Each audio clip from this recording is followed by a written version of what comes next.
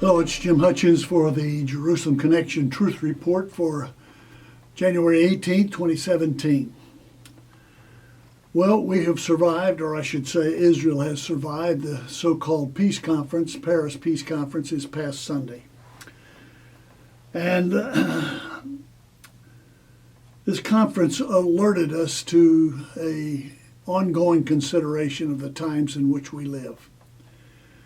And for many, we're asking the question, are these the end times? Are we in the end times? And if we are, how can we know? How can we know? Well, I think the scriptures do give us an indication of what would be the end times. And I would just say, as a prelude to this, you put the rapture wherever you want to, put the Psalm 83 war, the blood moons, all these things, put them wherever you want to. But there is a time clock that God has given us. And when that time clock is set in motion, 7 years from that time will be the coming of the Messiah in power and great glory. The account that's given to us in Daniel chapter 9, verse 27 speaks of this. It says this. Verse 20 says, and is referring to the Antichrist, the man of sin, he will confirm a covenant with many, and we believe it means the Jews. That's the context it's talking about.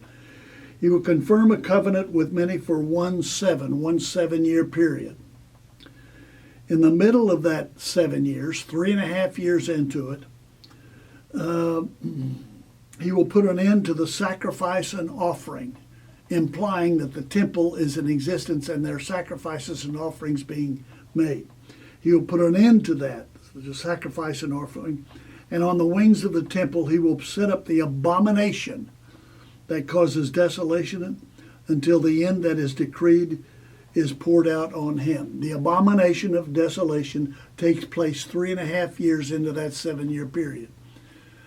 That covenant, that agreement, that treaty that begins that, I think Isaiah chapter 28 refers to that as a covenant of death because it becomes disastrous for Israel. It's annulled, but during its implementation, it is disastrous for Israel. What is the abomination of desolation?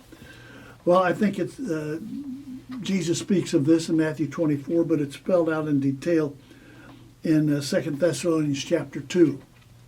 Concerning the coming of our Lord Jesus and our being gathered together in him. So this is, he's pinpointing, he's focusing on the coming and our gathering together unto the Lord. Verse 3, don't let anyone deceive you in any way, for that day will not come until the apostasy, the turning away on the part of believers from the faith, the apostasy occurs, and the man of lawlessness, the Antichrist, man of sin, is revealed, the man doomed to destruction. He will oppose and will exalt himself over everything that is called God or is worshipped, so that he himself sets himself up in God's temple, proclaiming himself to be God. Now that is the abomination of desolation. This man, this Antichrist, proclaiming himself to be God. It's 3.5 years into that 7-year period. And after that abomination of desolation, where he sets himself, all hell breaks loose. And it's culminated and stopped only at the return of Jesus in power and great glory. So we do have an understanding of the end times. We do have an understanding of when Jesus will come. It's at least 7 years away to when he comes in power and great glory. And I say you can put the rapture wherever you want to. But his visible return, where every eye shall see him, and we're gathered together with him, Zechariah chapter 14, that takes place at the end. It's coming, and we need to be aware of it. But we need to be aware of the time clock that God has given to us. We don't know the hour of the day, but we can know the season. We can probably even know the month. But God has given us an understanding of the when and wherefores of the end times for sure. A lot of things will happen in and around that before and after.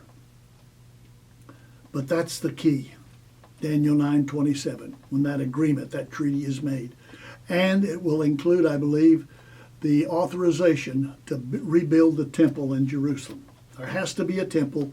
That's where the Antichrist exalts himself as God. That's the abomination of desolation. So especially when we see that, we need to make sure that our seat belts and our tray tables are in the upright position. We need to fasten our seat belts because it's going to be a real rough ride.